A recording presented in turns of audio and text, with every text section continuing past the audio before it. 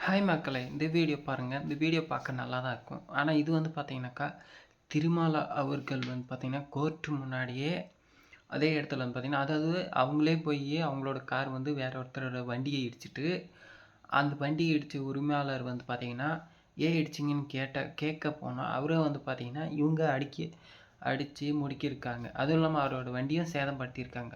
அதோடு விடாம கோர்ட்டுக்குள்ளாவே வந்து பார்த்தீங்கன்னாக்கா, அவரு முடுக்கிட்டு போய் கூட அடிச்சிருக்காங்க. அப்போ கூட அந்த காட்சிய நீங்களே பாருங்களேன். இதுக்கான தண்டனை வந்து பார்த்தீங்கன்னா, நார்மலா யாராவது பண்ணியிருந்தா என்ன பண்ணியிருப்பாங்க? தமிழகத்தில் கிட்டத்தட்ட வழக்கறிஞர் ஜெயில்ல போட்டு பைக் மீது அடிச்சு திருமாவளவன் கொன்னுருப்பாங்க கார் அவங்கலாம். மோதிய ஆனா விவகாரத்தில் நீங்களே இந்த அடுத்தடுத்து காட்சிய பாருங்களேன். வெளியாகும் அதிர்ச்சியூட்டும் காட்சி.